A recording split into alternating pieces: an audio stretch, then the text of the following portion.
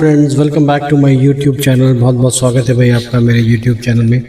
तो कैसे हैं आप लोग सब। तो हम लोग लीगल जो सीरीज़ है अपनी, उसमें कुछ और लेटेस्ट जजमेंट्स जो हैं वो कोर्ट्स के, सुप्रीम कोर्ट और हाई कोर्ट इलाहाबाद की, उसमें आगे की सीरीज़ को आगे बढ़ाते हुए आज एक हम केस को समराइज़ करेंगे जो कि बेस्ड है मोहम्मदन लॉ के ओरल गिफ्ट्स के ऊपर। और सुप्रीम कोर्ट ने ये जजमेंट दिया था 7 अक्टूबर 2025 को, और ये जजमेंट था, केस था धर्मराव सरनप्पा शाहबदी वर्सेस सैयदा आरिफा परवीन।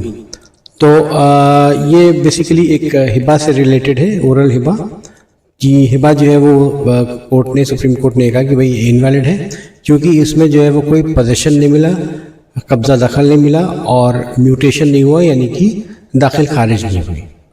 तो चले हम आज की वीडियो को स्टार्ट करते हैं। लेकिन आप इससे पहले मैं आपसे ये कहना चाहूँगा भाई कि आपने अगर मेरे वीडियो को अभी तक, चैनल को अभी तक लाइक नहीं किया है, शेयर नहीं किया है, सब्सक्राइब नहीं किया है, तो प्लीज़ आप इसको लाइक करें, शेयर करें और सब्सक्राइब करें। तो चले हम आज का वीडियो स्टार्ट करते हैं। तो ये बेसिकली जो जजमेंट है ये सुप्रीम कोर्ट ने दिया है 7 अक्टूबर 2025 को, और ये there was a civil appeal from the judgment and the decree dated 6/7/2022 को कर्नाटका हाई कोर्ट में।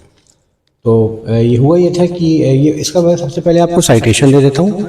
साइटेशन इसका है 2025 INSC 1187, और ये सिविल अपील थी। जजमेंट जैसे मैंने बताया कि एक डिक्री हुई थी 6 जुलाई 2022 को कर्नाटका हाई कोर्ट ने। तो बेसिकली इसका थोड़ा सा एक समराइज करते हैं इस केस को, और इसमें जो है वो सबसे पहले तो मैं आपसे एक बताऊंगा कि इसमें जो एक्ट्स लिए इन्होंने और फॉलोइंग जो लॉज जो उन्होंने इस केस में लिए, वो एक सबसे पहले तो मोहम्मदन लॉ का लिया, क्योंकि हिबा का उन्होंने लिया कि हिबा जो है वो एक ओरल गिफ्ट है और इसमें 3 इंग्रेडिएंट्स जो है वो एसेंशियल हैं कि एक तो डिक्लेरेशन कि हम डिक्लेयर करते हैं भाई कि मैं हिबा कर रहा हूँ। दूसरा ये है कि उसकी एक्सेप्टेंस कि भाई उन्होंने एक्सेप्ट किया, हाँ भाई आपने जो हिबा दिया मैंने वो उसको एक्सेप्ट किया। And then finally delivery of position कि आपने जो हिबा लिया तो फिर आपने वहाँ जाके जो है वो उसके ऊपर कब्जा लिया। फिर उसके बाद उसने इस केस में जो है वो इंडियन एविडेंस एक्ट का सेक्शन 50 जो है वो यूज़ हुआ। सेक्शन 50 जो है वो एडमिसिबिलिटी होती है किसी भी ओपिनियन की which is expressed by a conduct of a person who has a special means of knowledge, यानी कि उस सब्जेक्ट के बारे में या जो भी बात कही जा रही है, जो गवाह होते हैं, तो वो उस किसी पर्सन कंसर्न को वो अच्छी तरह से जानते हैं या उस सब्जेक्ट मैटर को बहुत अच्छी तरह से जानते हैं, तो उनकी जो है वो गवाही ली जाती है, वो सेक्शन 50 में होती है। और सेक्शन 60 जो है उसका भी यूज़ किया गया इस पर्टिकुलर जजमेंट में, जहाँ की एविडेंस है, डायरेक्ट एविडेंस है टू प्रूव अ फैक्ट, ठीक है। और उसके बाद जो है वो सेक्शन 73 को भी यूज़ किया इंडियन एविडेंस एक्ट के, जहाँ पे कोर्ट ने जो है वो कंपेयर की सिग्नेचर्स को या हैंड राइटिंग्स को, वहाँ पे वो पावर होता है, तो वो सेक्शन 73 होता है इंडियन एविडेंस एक्ट का। उसके बाद इसमें जो है वो उन्होंने CPC का जो है वो सेक्शन 96 और सेक्शन 90 भी जो है वो यहाँ पे यूज़ किया, जो कि जो है वो रिलेटेड है या उसके राइट टू अपील से रिलेटेड है, right to appeal from the original civil court decrees. और ये अपील जो है वो इस सेक्शन 96 ये कहता है कि अपील जो है वो सारी डिक्री से हो सकती है कि हायर कोर्ट में आप अपील कर सकते हैं, unless it is barred by a law और कंसेंट, है ना। और उसमें ये भी कहता है कि भाई कोई अपील जो है वो अलाउ नहीं की जाती है फॉर अ कंसेंट डिग्रीज और for a small cause cases which are under value of 10,000 rupees except in a question of law. अगर क्वेश्चन ऑफ लॉ है तो वहाँ पे तो आप 10,000 से नीचे कर सकते हैं, अदरवाइज नॉर्मली नहीं होती है। तो यहाँ पे जो सेक्शन 96 और 100 जो है वो जुरिस्डिक्शन जो है वो अपीलेंट कोर्ट का, वो बेसिकली डिक्री की मॉडिफाइंग के लिए यूज़ किया गया कि अगर कोई क्रॉस अपील या कोई क्रॉस ऑब्जेक्शन नहीं है तो उसमें आप डिक्री को मॉडिफाई करने का पावर जो है वो कोर्ट को या अपीलेंट कोर्ट को नहीं है। ठीक है। उसके बाद फिर उसने जो है वो यहाँ पे लिमिटेशन एक्ट 1963 का भी यूज़ किया।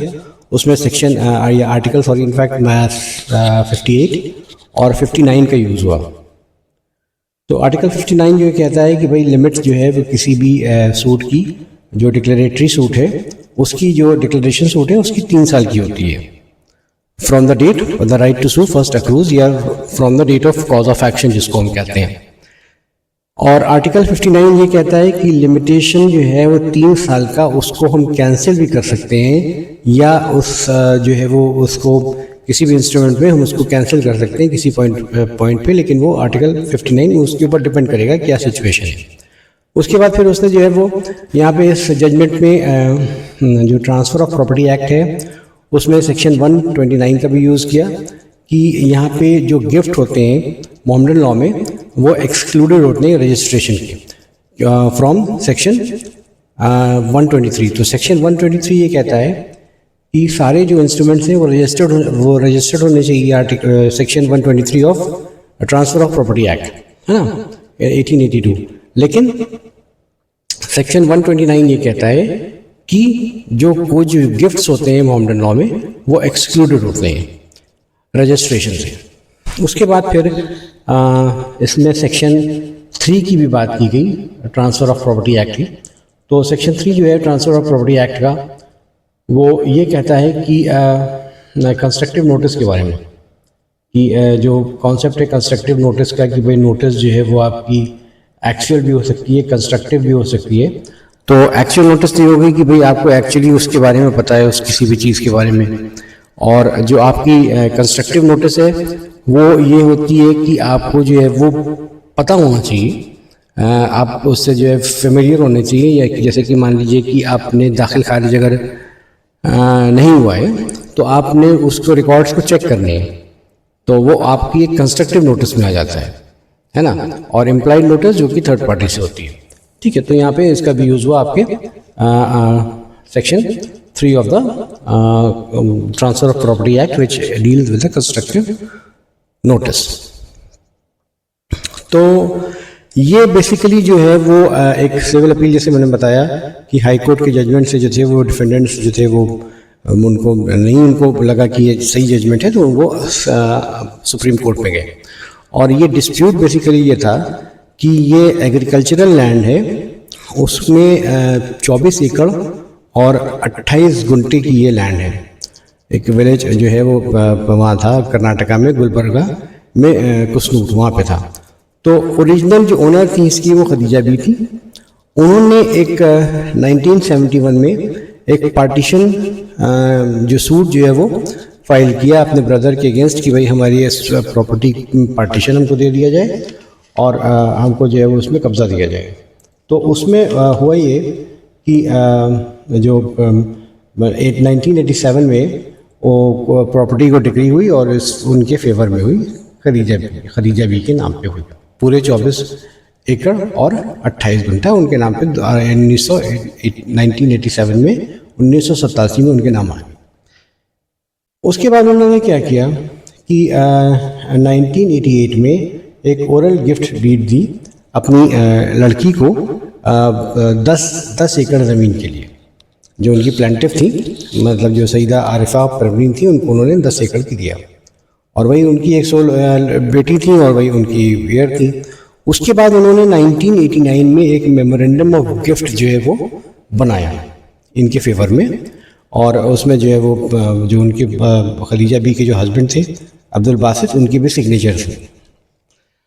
फिर उसके बाद जो है वो उसमें केस में ये हुआ कि 1990 में खदीजा बी की डेथ हो गई, जो उनकी मदर थी प्लांटिव की, उसकी डेथ हो गई।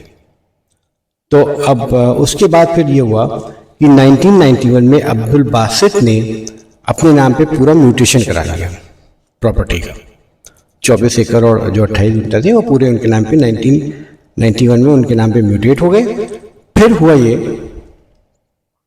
कि 1995 में जो अब्दुल बासित थे उन्होंने जो है वो क्या किया कि उन्होंने जो है वो सेल डीड कर दी, 5 सेल डीड की उन्होंने, और उन्होंने 5 सेल डीड जो है वो डिफेंडेंट्स के नाम पे कर दी, डिफेंडेंट 1 to 5।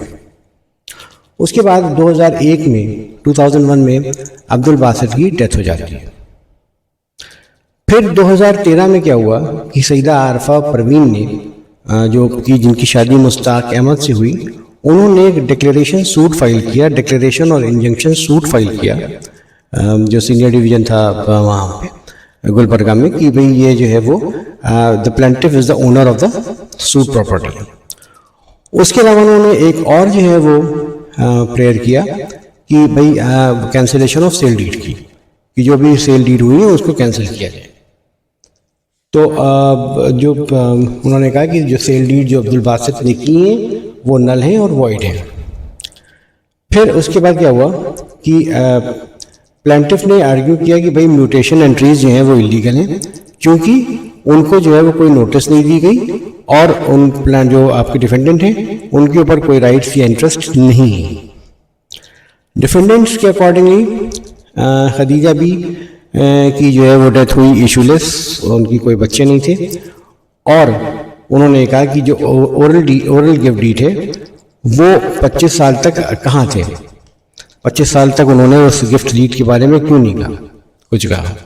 फिर उसके बाद जो थे वो क्या हुआ कि जो लोअर ट्रायल कोर्ट था उसने इश्यूज फ्रेम किए।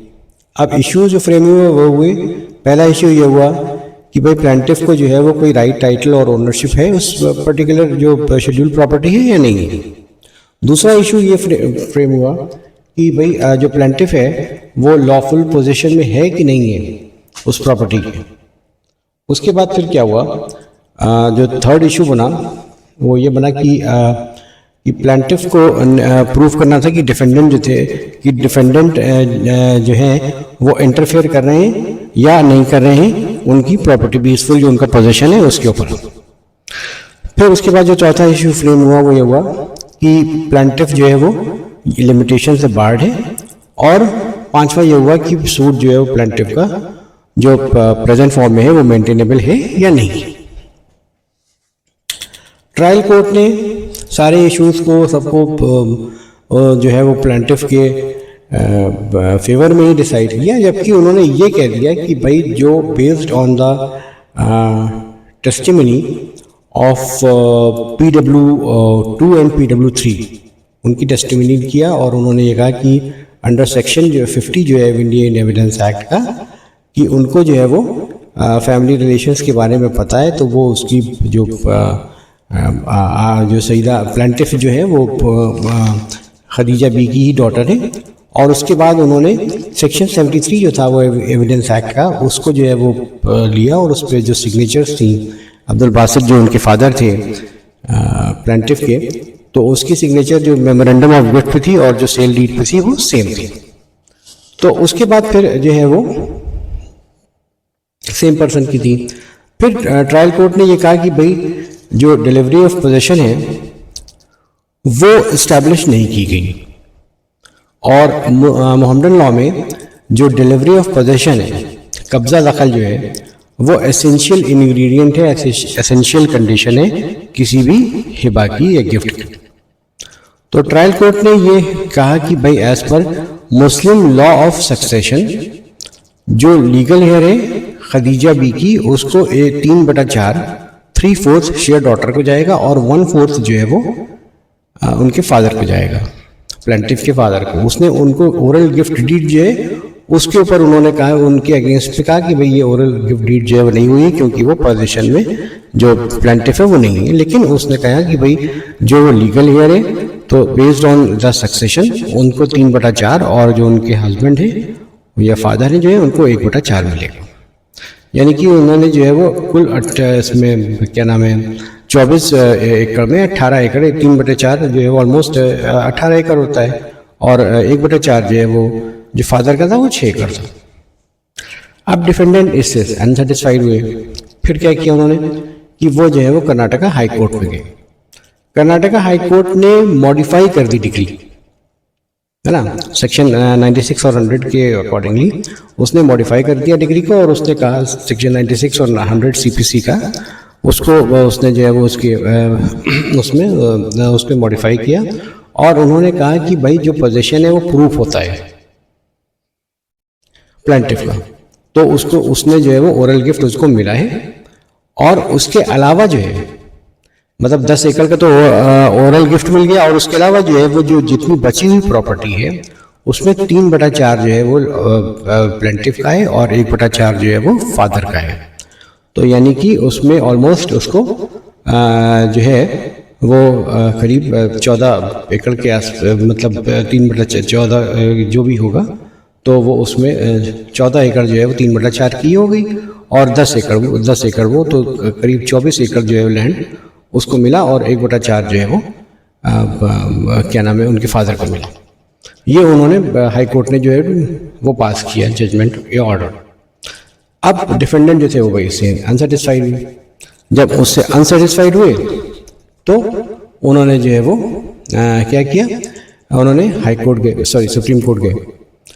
अब सुप्रीम कोर्ट ने जो है वो अपील को अलाउ किया, और उसके बाद उसने जो है वो इश्यूज जो है वो उनके सुप्रीम कोर्ट में जो बने वो ये बने कि सुप्रीम कोर्ट ने कहा कि जो इम्पंच जजमेंट है उससे आपके हाई कोर्ट से, वो क्या जो है वो सफ़र करता है कोई भी मिस रीडिंग ऑफ एविडेंस और warranty and reappreciation of evidence under article 136 of the constitution. तो 136 जो कॉन्स्टिट्यूशन का आर्टिकल है वो उससे जो है वो रीअप्रिसिएशन की जो है वो बात होती है वहाँ पे कि नहीं होती। तो पहला तो ये इशू हुआ। दूसरा इशू ये हुआ कि हाई कोर्ट क्या करेक्ट था, सही था कि उसने ट्रायल कोर्ट की जो फाइंडिंग थी वो रिवर्स की ओरल गिफ्ट की। उसके बाद तीसरा इशू ये बना कि प्लांटिफ जो है वो एस्टैब्लिश है कि वो डॉटर है कि नहीं है खदीजा बी की या नहीं है अब्दुल बासित की। फिर उसके बाद ये बना कि जो क्लेम है प्लांटिफ का 10 एकड़ का वो वैलिड है या नहीं है। और लास्टली ये जो इशू एक फ्रेम हुआ कि भाई क्या सूट जो है वो लिमिटेशन से बार्ड है या नहीं है। तो अब रीअप्रिसिएशन जो है वो किसी भी एविडेंस का वो एग्जामिन किया जाता है कि भाई ट्रायल कोर्ट और हाई कोर्ट ने अकॉर्डिंगली जो है वो जजमेंट्स दिए, फाइंडिंग्स दी हैं कि नहीं दी हैं। तो उन्होंने प्लांटिफ ने आर्ग्यू किया कि सुप्रीम कोर्ट को जो है वो रीअप्रिशिएट नहीं करना चाहिए एविडेंस को, जो उसका डिस्क्रिशनरी पावर है अंडर आर्टिकल 136 में, क्योंकि हाई कोर्ट और सुप्रीम कोर्ट ने कॉन्करेंट फाइंडिंग्स दी हुई हैं एग्जैक्टली सेम। तो उसको रीअप्रिशिएट नहीं करना चाहिए एविडेंस को, जो भी उन्होंने कहा कि भाई सेक्शन 50 में और सेक्शन 73 में, तो वो सारी चीज़ें जो है वो नहीं उसको रीअप्रिशिएट करनी चाहिए। जबकि सुप्रीम कोर्ट ने फिर ये कहा कि रीअप्रिशिएशन नॉर्मली तो नहीं किया जाता, लेकिन अगर हाई कोर्ट ने कोई भी जो डिसीजंस हैं या जो भी इन्फ्रेंसेस हैं वो प्रिजम्पशंस के बेसिस पे कर दिए हैं, तो फिर जो है वो उसमें मिसरीडिंग हो सकती है एविडेंस को, और इनकंसिस्टिंग फाइंडिंग जो है वो उसको रीलुक हम कर सकते हैं। तो उसने जो है वो हाई कोर्ट ने सुप्रीम कोर्ट ने जो उनका ऑब्जेक्शन था उसको हटा दिया। किसका ऑब्जेक्शन? प्लांटिफ का। तो अब दूसरा इशू जो था वो क्या बना कि हाई कोर्ट जो है वो उसने जो है वो उसके पास पावर है मॉडिफाई करने की डिक्री की कि नहीं है। तो जो सुप्रीम कोर्ट था उसने ये कहा कि भाई हाई कोर्ट ने जो है वो कुछ एरर के अकॉर्डिंगली जो है वो जो ट्रायल कोर्ट की जो डिक्री थी, ये फाइंडिंग थी, वो ओरल गिफ्ट की, उसने जो है वो उसको रिवर्स किया और प्लांटिफ का जो शेयर था उसको इन्हेंस किया। In fact of the fact that plaintiff has not file any cross appeal और एनी क्रॉस ऑब्जेक्शंस, है ना। तो बिना क्रॉस ऑब्जेक्शन के और क्रॉस अपील के उसने जो है वो डिसीजन को ऑल्टर किया। तो इसका मतलब ये हुआ कि विदाउट जो हाई कोर्ट को ऐसा कोई ज्यूरिसडिक्शन नहीं था, तो ये प्लांटिफ के अगेंस्ट हुआ ये इशू जो उसका डिस्पोजल हुआ। जो थर्ड इशू बना वो ये बना कि प्लांटिफ का जो स्टेटस है वो डॉटर का है या नहीं है खदीजा बी की। तो भाई डिफेंडेंट्स ने डिनाई किया, लेकिन जो सेक्शन 50 था इंडियन एविडेंस एक्ट के, उसके अकॉर्डिंगली उसने जो है वो जो PW2 और PW3 की जो गवाही थी, टेस्टिमनी थी, उसके अकॉर्डिंगली जो है वो ये कहा कि इनको मतलब शी इज़ अ डॉटर। हालांकि ये वो जो उसने सुप्रीम कोर्ट ने जो जजमेंट दिया उसमें ये कहा कि द ओपिनियन जो है वो एक जो भी आपके स्पेशल जो जिनको स्पेशल नॉलेज होती है, वो ओपिनियन जो है वो एक इंटरमीडिएट है, रेलेवेंट फैक्ट है, लेकिन कंक्लूसिव प्रूफ नहीं है। But still it ways this in evidence and form its own conclusion. तो PW2 और PW3 की जो टेस्टिमनी थी, जो प्लांटिफ के जो थे वो ब्रदर इन लॉ थे, और PW2 जो थे वो प्लांटिफ का कज़न था, PW3 ब्रदर इन लॉ थे। उन्होंने कहा कि ये कंक्लूसिव प्रूफ है और उनको जो है वो स्पेशल नॉलेज है, और उन्होंने जो कह रहे हैं कि वो डॉटर है उसकी, तो वो प्रूफ हुआ।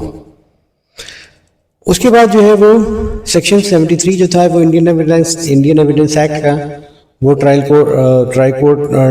कोर्ट ने जो है वो जो सिग्नेचर कंपेयर की उनकी, तो उन्होंने सिग्नेचर के लिए जो सुप्रीम कोर्ट ने ये कहा कि कंपैरिजन जो है वो हैजार्डस है and should not be the sole basis for a conclusion, especially when both documents are disputed. दोनों डॉक्यूमेंट्स डिस्प्यूटेड थे, सेल डीड का भी कैंसिलेशन का था और गिफ्ट डीड भी वो कह रहे थे कि भाई ये गिफ्ट डीड नहीं है। तो उससे ये कहा कि सुप्रीम कोर्ट ने कि इस तरह का कंपैरिजन जो है वो हजार्डस है and should not be the sole basis of for a conclusion. तो उसके अलावा ये था कि कोर्ट ने कहा कि भाई प्लांटिफ जो है वो कोई प्राइमरी एविडेंस डॉक्यूमेंट्री नहीं दे पाया है कि बर्थ सर्टिफिकेट हो या स्कूल रिकॉर्ड हो, तो उसमें 23 साल उसने डिले भी किया। लेकिन सुप्रीम कोर्ट ने ये हेल्ड किया कि प्लांटिफ का जो स्टेटस है डॉटर का वो लिबरल है एंड वो मतलब ये है कि वो एस्टैब्लिश हुआ। उसके बाद जो नेक्स्ट इशू बना वो ये था, तो ये प्लांटिफ के फेवर में हुआ कि भाई she is a daughter. Next हुआ कि जो ओरल गिफ्ट है या नहीं, हिबा हुआ है या नहीं हुआ है। तो हिबा हुआ है या नहीं हुआ है, हिबा के लिए जो है वो 3 एसेंशियल इंग्रेडिएंट हैं कि एक तो डिक्लेरेशन होता है डोनर से, दूसरा एक्सेप्टेंस होता है डोनी से, और तीसरा जो है वो डिलीवरी ऑफ पोजेशन होता है। तो कोर्ट ने एम्फसाइज किया कि भाई जो डिलीवरी ऑफ पोजेशन है वो क्रिटिकल है और वो एसेंशियल और नेसेसरी एलिमेंट है। अब इन प्रिंसिपल्स को ध्यान में रखते हुए कोर्ट ने फाइंड किया कि हिबा जो प्लांटिफ की क्लेम है हिबा का, वो बिल्कुल लैक कर रहा है। अब उसके बाद भाई क्योंकि हिबा जो उन्होंने किया अगर 1988 में, उसके बाद एक जो है वो प्रॉपर्टी जो है वो उनके नाम पे म्यूटेट हुई और खदीजा बी के नाम पे, और उसके बाद जो है वो उन्होंने 10 एकड़ जो है वो अपने जो क्या नाम है प्लांटिफ है उसने अपने नाम पे नहीं कराया। तो म्यूटेशन नहीं कराया तो कोई पोजेशन नहीं हुआ, कोई उसके पास कोई कंक्लूसिव प्रूफ भी नहीं था कि भाई वो उसके ऊपर उसके जो प्लांटिफ है उसके ऊपर एक्सक्लूसिव कंट्रोल हो उस 10 एकड़ का, या वो एक्चुअली में पोजेशन में हो। तो